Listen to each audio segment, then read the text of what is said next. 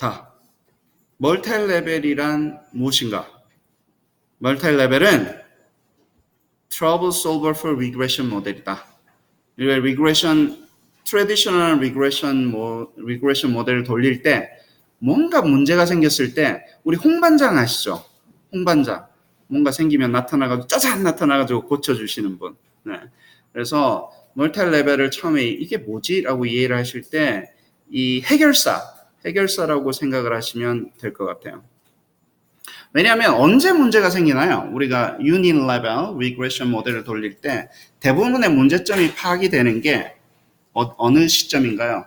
저희가 assumption 체킹할 때 문제점이 많이 파악이 돼요. 그래요. assumption이 아주 많이 있지만 예를 들어서 네 가지 중요한 regression, traditional unit level 모델에서 assumption이 normality assumption, linearity assumption, homoscedasticity assumption, 그 다음에 reliability 이것도 있는데 reliability는 약간 뒤로 빼고 왜냐면 이제 너무 복잡한 얘기로 돌아가야 되니까 앞에 있는 세 가지의 assumption에 대해서 이야기하도록 하겠습니다. 첫 번째, normality assumption. residual이 normal하지 않을 때 사실은 여기도 residual plot이 normal하지 않고요.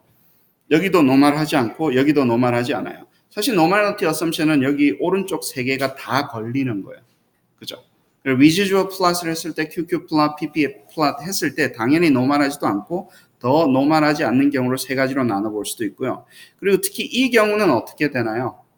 residual의 variance가 homogeneous 하지 않기 때문에 우리가 regression 클래스 들을 때 homoscedasticity assumption이 violate 됐다 그런 이야기를 해요.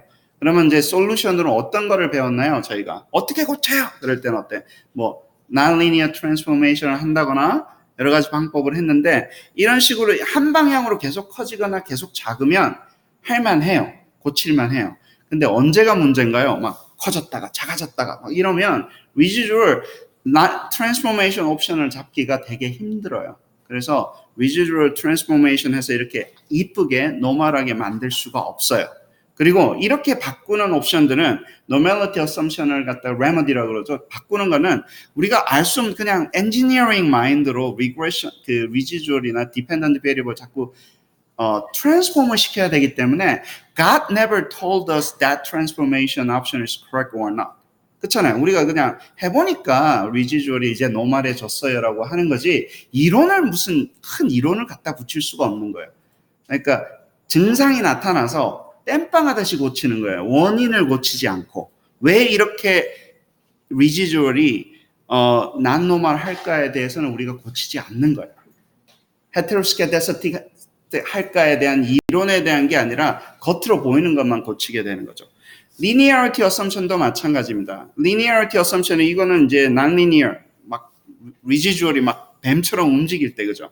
non-linearity가 observe 됐죠, residual plot에서. 그럼 선생님들이 뭐라고 말씀하세요? 보통 regression 수업 들을 때, non-linear 옵션을 한번 고려해봐라 이렇게 말씀을 하셨어요. 근데 non-linear 옵션을 고려할 때 linear model이라는 건 하나가 있으면 non-linear model은 몇 개 존재하나요? 몇 개 수없이 많이 존재하는 거예요. 그 수없이 많은 non-linear model 클래스 중에서 수업을 제대로 받으셨구나. 어떤 거를 선택을 해야 될지 모르니까 또 무슨 마인드로 가나요? 엔지니어링 마인드로 가다 보니까 우리 티어리는 어떻게 되는 거냐요? 이러면서 갑자기 미궁에 빠지는 거예요. 아주 잘 설계가 되어 있는 relevant한 non-linear model이 있으면 상관이 없는데 그냥 이 데이터에 맞게끔 non-linear model을 우리가 선택을 해야 되잖아요. 그때 가장 크게 느끼는 게 뭔가요? threat이 뭔가요? 내가 이 데이터에 잘 맞게끔 non-linear 했어요. 그러고 나면 뭐가 걱정이 되나요? 똑같은 상황에서 똑같은 population에서 내가 다른 데이터를 뽑았는데 그 non-linear 모델이 일을 할 확률이 있을지 없을지 nobody knows. 그러니까 저희가 갑자기 이론가가 아니라 다른 영역으로 빠지니까 저희가 두려운 거예요. 그렇죠? non-linear가 되는 원천적인 것을 고치지 않고 그 증산만 보고 요때만 땜빵하고 넘어가죠. 물론 한 번만 졸업하면 되니까 졸업만 시켜주십시오 하다 보니까 이제 그런 게 많이 발전했는데 사실은 소셜 비헤이비어 사이언스에서도 크로스 밸리데이션은 강조가 되어져 왔습니다.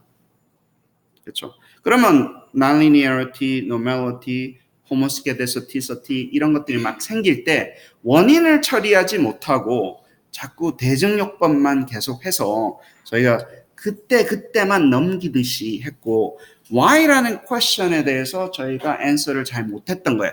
야, residual이 왜 이렇게 나왔냐? 그렇게 할 때 소위 말해서 이 why라는 것을 해결하기 위해서 HLM이 잘 들으세요. 만병통치약은 아닌데 HLM으로 그 why라는 그 question을 한번 우리가 address 할 수 있는 가능성을 확인할 수 있다는 거예요. 잘 들어보세요. 리그레션 모델이 만병통치약이라고 말씀드린 적 없어요. 근데 HLM으로 바라보는 게 우리가 Unilevel Regression Analysis의 단점을 극복해주고 설명해줄 수 있는 가능성을 제공하기 때문에 HLM이 이제 유용하기 시작합니다. 예를 들면 이런 경우에요. 여기서 residual plot을 만들어 보면 funnel structure로 residual plot이 존재를 해요. 제가 말씀드렸죠. 이렇게 residual plot이 커졌다가 작아졌다가 커지면 nonlinear transformation도 안 돼요.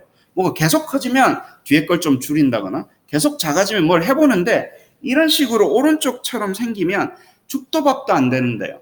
안 되는 거예요. 그런데 자 보세요. 이렇게 funnel structure로 되어 있는 것이 사실은 ABC 그룹이 따로 존재했던 거예요. 이런 식으로. regression이. 그래서 A라는 그룹과 B라는 그룹과 C라는 heterogeneity of subpopulation이 존재를 했는데 우리가 무시했던 거예요. 그러니까 A, B, C를 섞으면 안 되는 거예요. 우리가 심슨스 패러독스 선생님들 많이 말씀을 하시죠.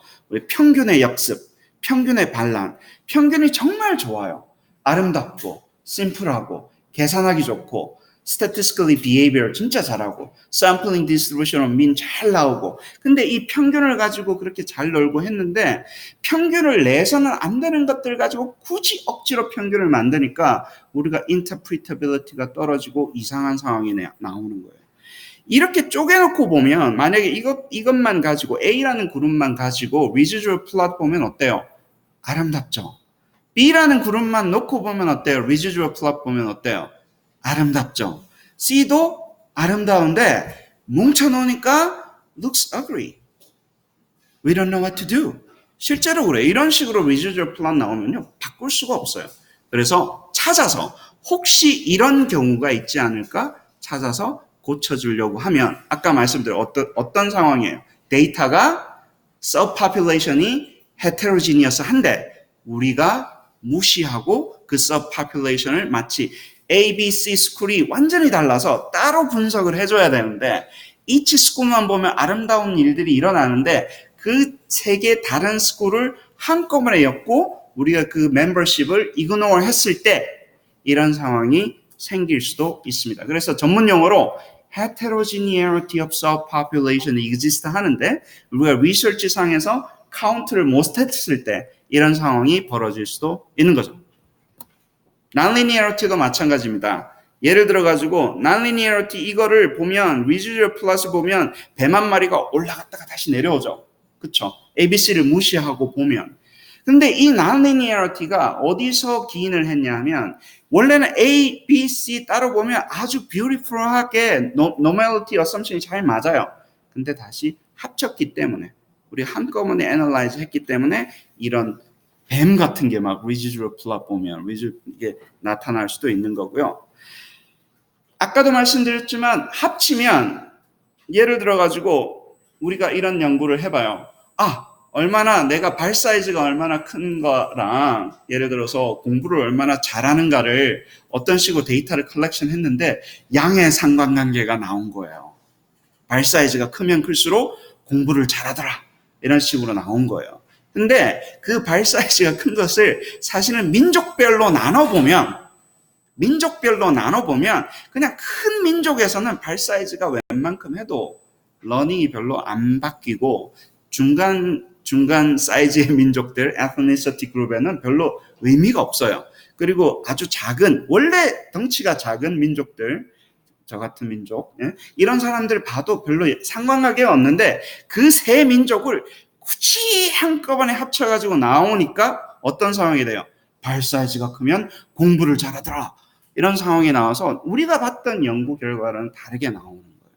이것도 사실은 심슨스 패러독스랑 똑같이 설명할 수 있고요. heterogeneity of subpopulation을 이그노했을 때 이때는 어떻게 되나요? 원래는 없었던 상관관계가 없잖아요. 이치 그룹만 보면. 그쵸?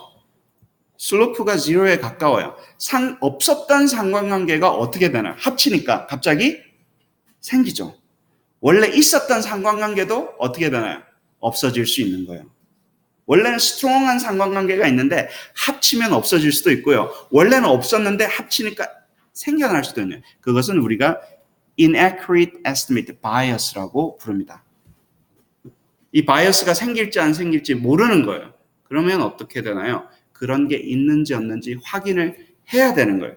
특히 중요한 우리가 클러스터, 이 시도와 이 스쿨 디스트릭트와 저 스쿨 디스트릭트를 그냥 합쳐서 우리가 해도 되는지 안 되는지 떨어뜨려 놓고 분석을 따로 하고 나서 합쳐도 된다 그랬을 때 전체 국가의 그림을 그리고 거기에 해석을 해야 되는 게 옳은 거죠.